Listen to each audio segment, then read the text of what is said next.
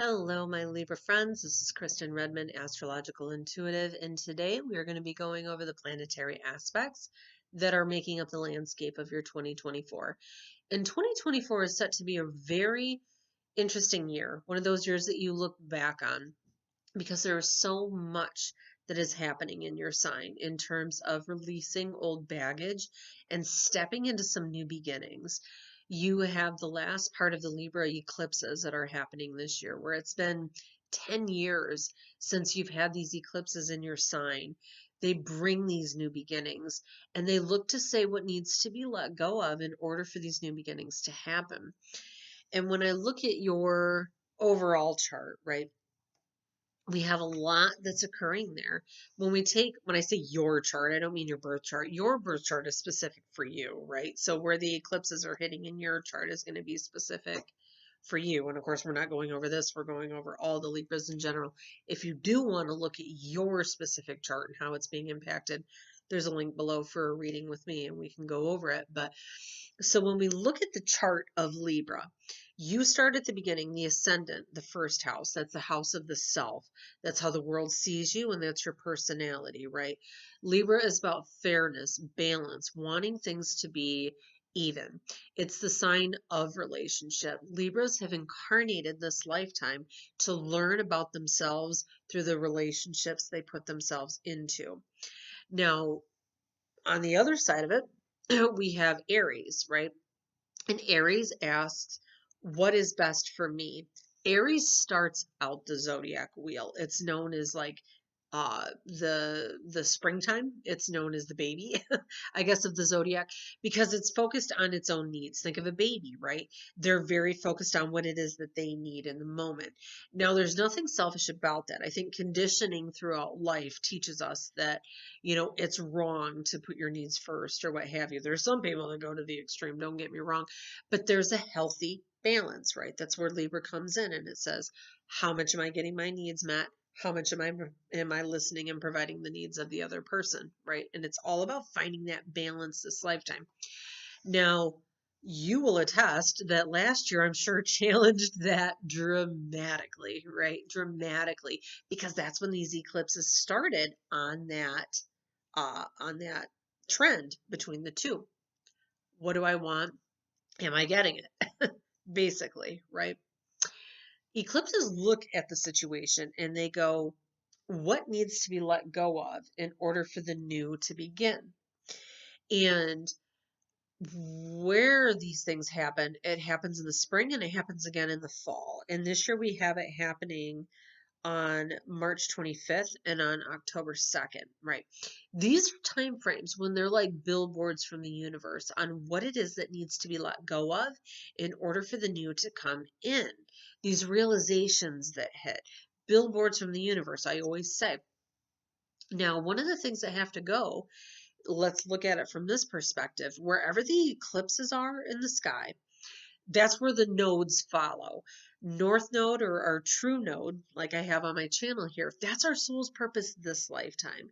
That's what's going to bring us the most fulfillment. We look in your chart to see where that's at, to know what direction you're meant to head, because that's going to bring your soul the greatest growth and expansion, why you came here in the first place. The North Node is traveling through Aries now, and it's asking us to ask ourselves, what do I want? What do I need to be happy? Then on the opposing side of it, the South Node has been transiting through your sign of Libra, and it's asking us to let go of the baggage that holds us back from getting what we want. Is it old relationships? Is it pain from the past? Is it an outdated belief system that you're not good enough?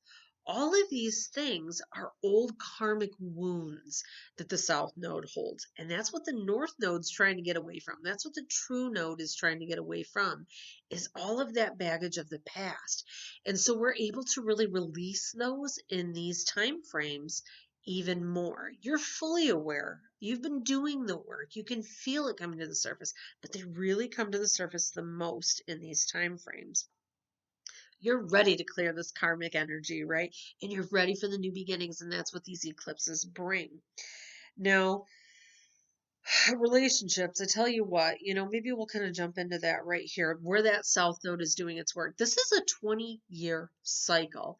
It's been a long time. It's been since 2004, since the energy of the past really started to determine how relationship worked for you.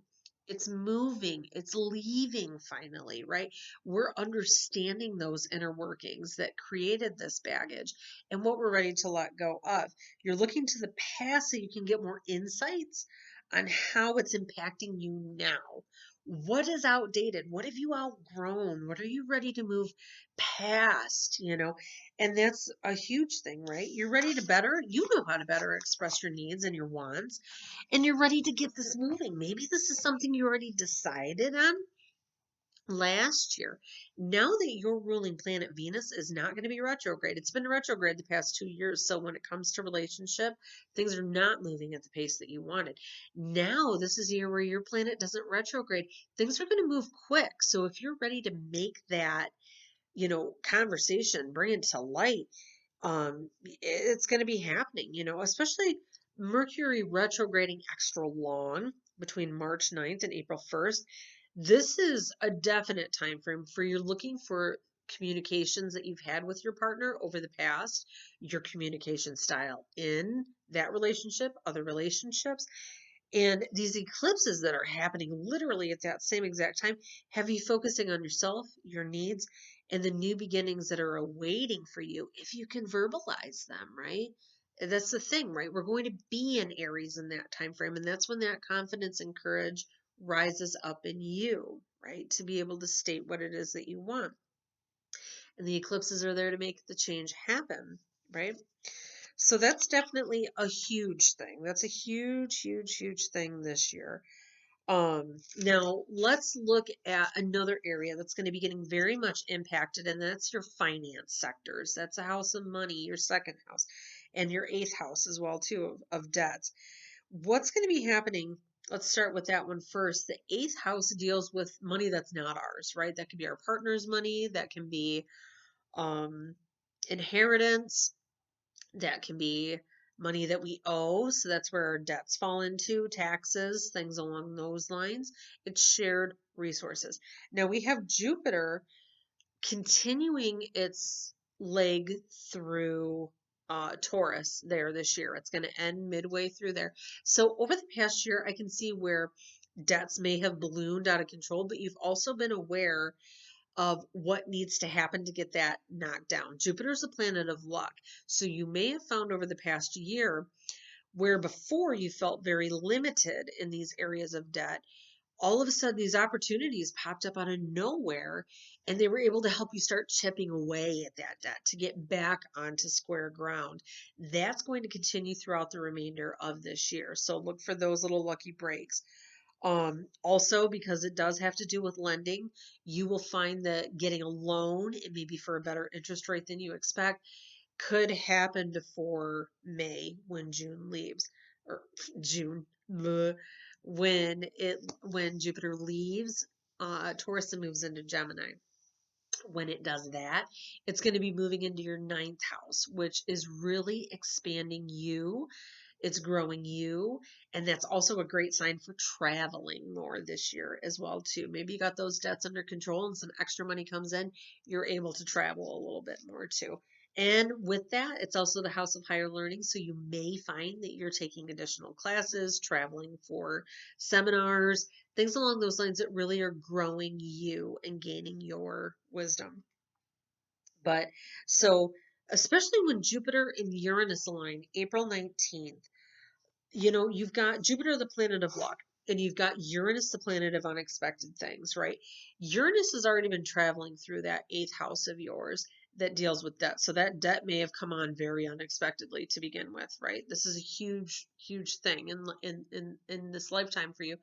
So as we have Jupiter aligned with that, those debts that may have come on unexpectedly may leave unexpectedly too, under the energy of what happens um, in April 20th. I don't know why I'm getting this very strong impression to say this right now too. The eighth house deals with sharing of resources, and sexual energy falls into that as well too. There may be some unexpected encounter that happens in that time frame too that really helps for you to heal these wounds that we were talking of the past, right? And really move forward from them. I don't know. I don't know why I had to say that. There's probably somebody out there watching that. But I tell you what, there's some great things that can come with that. But definitely an approval of a loan could come through unexpectedly. A partner's inheritance, maybe they start making more money. Maybe that's the unexpected thing. They weren't expecting a raise. Um, Lots of great things. So definitely a year where things are starting to get moving forward, where they have felt like they haven't made any movement in the past couple of years. They're really, really moving forward. So we have already talked about the moons, right? I'm just going to go over them one more time. You have your new moon eclipse that happens October 2nd. That's when you're going to manifest what it is that you want. Full moons are where we're ready to release things. And your full moon is also the eclipse, right? That happens on March 25th. And we said there was a lot of energy kind of happening around that time frame as well. Anyway, for things that have to be let go of, right? For this new to come in. So those are going to be your moons. It doesn't mean that you can't manifest any other time of the year. You can manifest whenever the hell you want. Part of my language, but you can. There's no limit on when you can. It's just a little bit stronger when it is in your sign, right? So it is stronger anyway because these are the eclipse cycles ready to move you forward. So now let's look at birthdays, specific birthdays. Now, if your birthday doesn't fall in this, that's fine. You know what I mean? These are things that you may have already gone through. Maybe there are things that you're currently going through, things that you could be going through in the near future. Take what resonates. What doesn't, leave it at the door. No big deal, right? Um, excuse me. So if your birthday is between September 23rd and September 26th, Pluto, that slow moving planet of transformation, is going to be squaring up, or not squaring, I'm sorry, making a harmonious trine to your sun. It's working positive. The planet of transformation and change is working really hard to have the authentic you come out, right? This is a year of knowing what you need and what needs to go, because that's what Pluto asks of us. Now that Pluto is moving into Aquarius, uh, finally, where it hasn't been for 250 years, this is a big change for all of us on Earth. But for you especially, that energy of change in Aquarius, Aquarius is a sign of being authentic and true to who you are. So to have the planet of transformation moving into the sign of authenticity, that's you. It's making that connection directly with you. Your personal power comes from letting these things go, letting those pains of the past go, all of those self node karmic things that have been dredged up. There's power that comes out of that, right? You're moving past the traumas of the past and you're ready to move into the future. And these eclipses in Jupiter are right behind you, right? To move you into your soul's purpose. You can't carry that in if you're going to be moving forward in life, right? Now, if your birthday is between September 24th and October 15th, Jupiter is out there making a sign, right? I just talked about Jupiter, the planet of luck and opportunity, expansion, blessings, miracles, right? It is making a harmonious connection with your sun as well. So this is a year where you may find that you are just Midas touch, you know what I mean? You have let those things go, and now the blessings are coming as a result, right? Absolutely. Lucky breaks and opportunities as well. So if your birthday didn't fall in there, that's okay. It's not like no good things are going to happen. All Libras have amazing things happening because you're wrapping up a karmic cycle this year, no matter what. This won't come back around again, especially with the configurations that are happening in these other areas. You really have the capacity to heal yourself, heal your heart, heal the past, make room for the relationships that you deserve, and make the money that you deserve in a career that's fulfilling for you. But what does it come down to? It's listening to your heart, right? You're ruled by Venus, the planet of the heart. It's moving at warp speed this year. It's going to hit every sector in your chart twice this year. So you're going to feel more invigorated and energized than you have in at least a couple of years to make these changes and to know that you're worthy of these changes as well too.